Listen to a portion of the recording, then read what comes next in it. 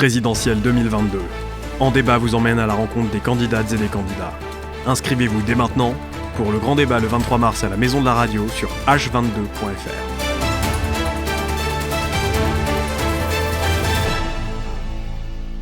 Bonjour à toutes et à tous et merci d'être au rendez-vous de cet épisode En débat 2022 au cœur des QG de campagne qui vous emmène à la rencontre des candidates et des candidats à l'élection présidentielle.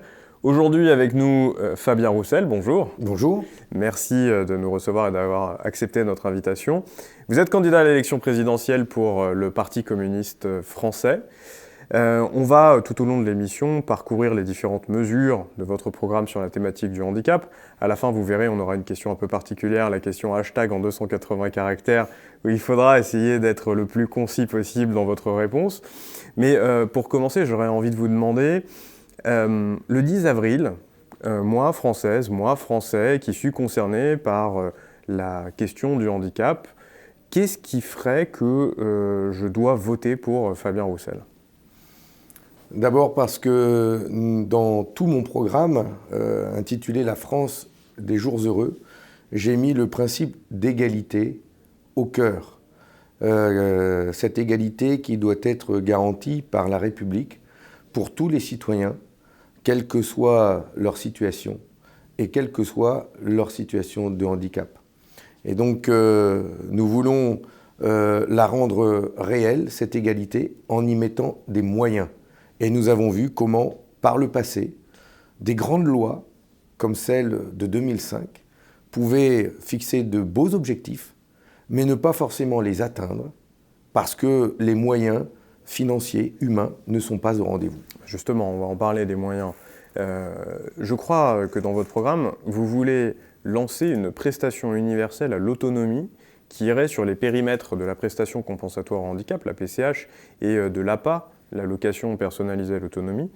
Ce sera quoi cette nouvelle prestation, si je comprends bien, qui va réunir un peu les deux ? Ce sera financier et humain ?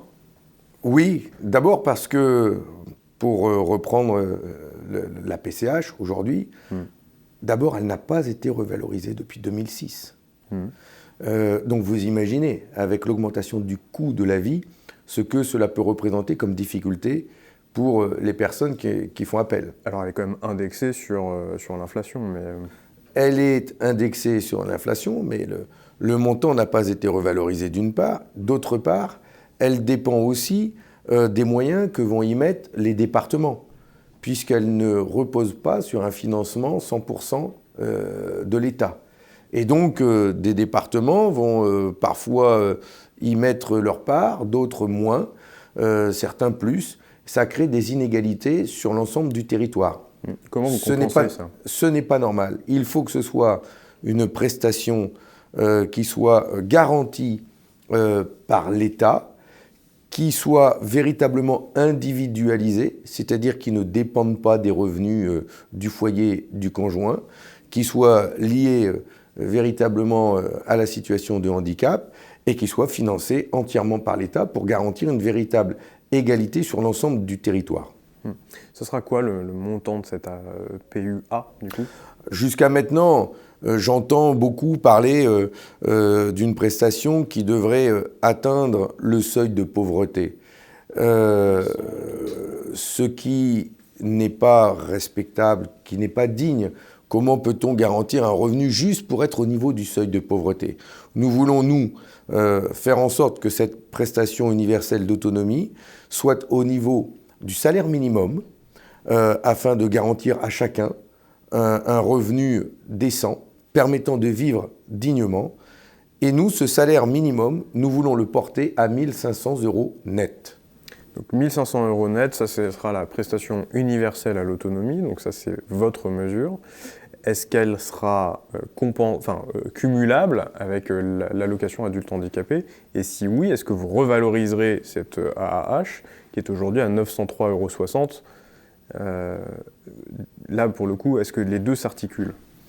Alors, l'AAH et la prestation universelle d'autonomie doivent pouvoir se fondre pour faire en sorte de garantir à chacun ce revenu décent, universel, lié au handicap garanti comme un droit fondamental et en faisant en sorte que ce soit complètement indépendant des revenus du foyer.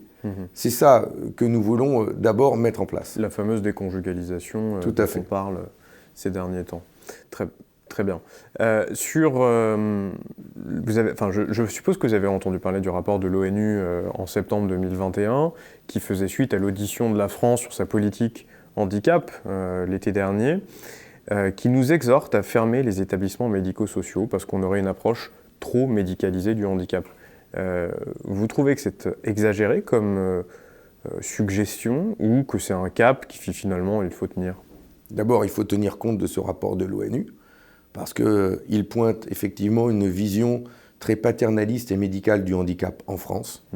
Mais nous ne pouvons pas, du jour au lendemain, fermer ces centres médico-sociaux sans avoir créé à côté une autre loi et d'autres moyens prenant en compte la vie des personnes en situation de handicap. Chacune, quelle que soit sa situation, doit pouvoir formuler ses choix de vie et nous devons être, l'État, en situation d'y répondre. Il faut donc y mettre les moyens en face. Et ça prendra le temps que ça prendra, mais il faut y mettre les moyens. Et c'est comme ça que petit à petit, nous sortirons de cette vision médicale de la prise en charge du handicap. Parlons justement de moyens. À la rentrée 2022, il y aura 4000 nouveaux AESH sur les 176 000 actuels, les AESH, les accompagnants pour les élèves en situation de handicap. En tout cas, 176 000, c'est le chiffre qui nous est donné par la direction de l'évaluation prospective de l'éducation nationale. Vous trouvez que c'est suffisant ou vous en ferez plus, vous ? C'est très très loin d'être suffisant. Si on veut garantir vraiment une école inclusive, garantir à chaque enfant le droit de pouvoir aller à l'école avec tous les enfants et en tenant compte de la situation de chacun, il faut pouvoir garantir un accompagnement adapté pour chacun, adapté, individualisé. Nous proposons, nous, la formation et le recrutement de 90 000 AESH pour pouvoir répondre à ce besoin. Je vais même plus loin puisque je propose la création d'une nouvelle fonction publique, la fonction publique du lien, qui permettra de rassembler l'ensemble de ces métiers du lien, que ce soit les aides à domicile, les assistantes maternelles, les AESH, afin que l'ensemble de ces professionnels aient un statut leur permettant d'avoir une garantie d'emploi, un niveau de vie décent, une formation tout au long de leur carrière et rendre de nouveau attractifs ces métiers pour que des jeunes fassent le choix de s'investir dans l'accompagnement des enfants en situation de handicap et que l'on puisse répondre à ce besoin important pour notre société. D'accord. Sur la citoyenneté, vous êtes favorable à ce que sur les listes électorales, nous ayons des personnes en situation de handicap par une forme de quota ou... Nous avons vu que d'imposer des quotas pour gagner la parité nous a permis de progresser quand même grandement. Donc je ne suis pas opposé à ça. Mais ce serait un leurre que de croire que ça va tout régler. Si derrière, on ne met pas les moyens pour l'accessibilité des personnes en situation de handicap dans les mairies, dans les établissements publics. Si de l'autre côté, nous n'imposons pas le FALC, le facile à lire et à comprendre pour tous et partout. Et donc, il faut y mettre aussi des moyens à côté. C'est pour ça que on pourrait décider de mettre en place une loi pour imposer un quota sur les listes électorales. Ça coûte pas cher de faire ça. Mais si derrière, on ne permet pas d'investir pour aménager l'accueil de tous les établissements publics, eh bien, on sera loin d'avoir fait la moitié du chemin. 500 000 personnes en situation de handicap qui sont au chômage. C'est quoi vos propositions pour que cela change? Sachant que 500 000, en plus, c'est un chiffre qui est probablement en deçà de la réalité, puisqu'il y a des gens qui ne sont même pas déclarés au chômage et qu'on ne sait pas identifier. C'est absolument insupportable. C'est tout sauf une république solidaire qui garantit l'égalité pour tous. Le handicap est la première source de discrimination à l'emploi. La première, en France. C'est pas normal. Il faut donc pouvoir faire en sorte de garantir ce droit à chacun. Nous ne nous satisfaisons pas d'une société qui accepte 6 millions de personnes en situation de chômage et avec un chômage qui frappe donc en premier lieu les personnes en situation de handicap. Nous voulons garantir à chacun un emploi ou une formation et un salaire correspondant.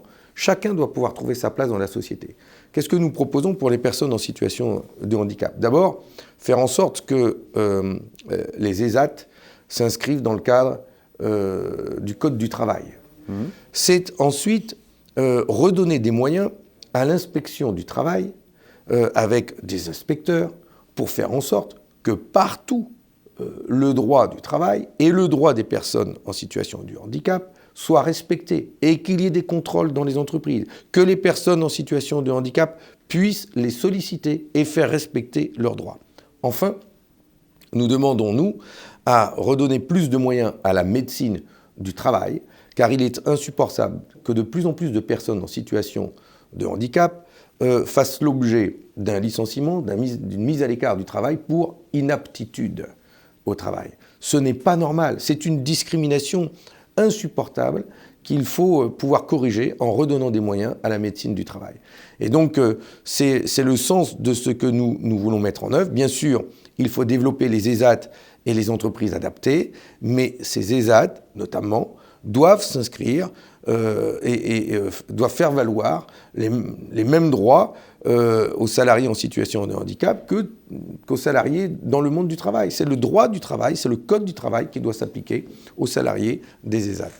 Donc vous voulez démédicaliser en fait l'aspect des ESAT, en tout cas sur l'aspect du droit, que vous voulez remettre dans la compétence finalement des inspections du travail. Et petite question là-dessus, comment les médecins du travail vont pouvoir être sensibilisés sur la thématique du handicap? Parce que quand vous dites il ne faut pas pouvoir licencier quelqu'un pour inaptitude au poste du fait de son handicap, cela nécessite quand même qu'il y ait une sensibilisation des médecins du travail fait. Tout à fait, mais c'est une question de formation. Et nous voyons d'ailleurs l'urgence qu'il y a besoin de travailler sur cette formation beaucoup plus fortement. Elle irrigue tous les métiers, toutes les professions, pour faire vivre une véritable égalité, de l'école jusqu'au travail, jusqu'à la prise en charge de l'allongement de la durée de la vie. Et donc, tout le monde et dans toutes les professions, nous devons tenir compte de la situation de chacun et améliorer la formation pour pouvoir garantir l'égalité stricte pour tout le monde, de l'enfance jusqu'à la fin de vie. Ça veut dire que les travailleurs en ESAT auront le droit de se syndiquer si on suit... Mais il faut les inviter à se syndiquer. Bien sûr, c'est une bonne chose, mais c'est même... c'est garantir l'égalité des droits. Et je ne vois pas pourquoi, justement, dans ces établissements, il y a un droit du travail à part qui en ferait des gens à part, hors droit, justement, syndical. Et donc, c'est pour ça que nous voulons, nous, que dans les ESAT, le Code du travail s'applique strictement et avec les mêmes droits que ceux des salariés dans le secteur privé ou public. Alors rapidement sur les 6%, est-ce que ça, le quota, vous allez le tenir dans les entreprises ou vous dites non, il en faut plus, ou il en faut moins, ou il faut supprimer le quota? Il faut d'abord faire respecter les 6%, bien sûr. Et c'est pour ça que nous demandons à ce qu'il y ait beaucoup plus d'inspecteurs du travail en contact avec les entreprises pour que ce droit soit respecté strictement. Bien sûr, il faut le faire. Et vous, demain, Président, il y aura 6% de personnes en situation de handicap dans votre gouvernement, vos cabinets? Oui. Ouais. Oui, Oui, on ne peut pas le dire et ne pas le mettre en œuvre. Et donc, je ferai en sorte que nous puissions respecter ce principe-là, bien sûr. Bien.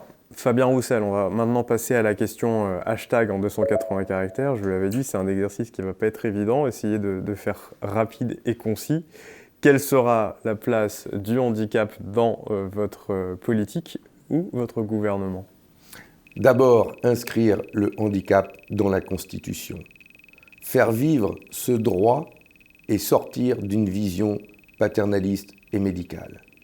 Enfin, abroger la loi Elan pour garantir 100% de logements adaptés. Je crois qu'on y est. Bravo.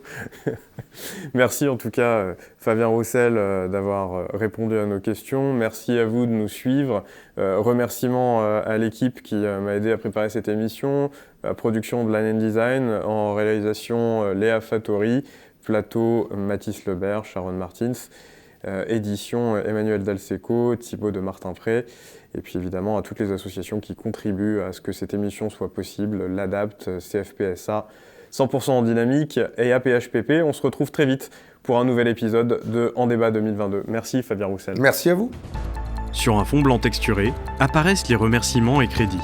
Production, Line & Design. Réalisation, Léa Fattori. Images, Mathis Lebert, Sharon Martins, Léa Fattori, Lucas Reverdy. Son, Pierre Oberlet, présenté par Anthony Martin-Smith. Rédaction, Emmanuel Dalseco, Thibaut de Martin-Pré. Interprète en langue des signes française, Jennifer Tederi. Un nouvel écran prend place. Toujours sur fond blanc texturé, des logos apparaissent. En débat 2022. Une initiative de l'ADAPT, la CFPSA, 100% en dynamique et APHPP. En partenariat avec handicap.fr, Radio France, Eco Réseau Business, Sud Radio et Line & Design.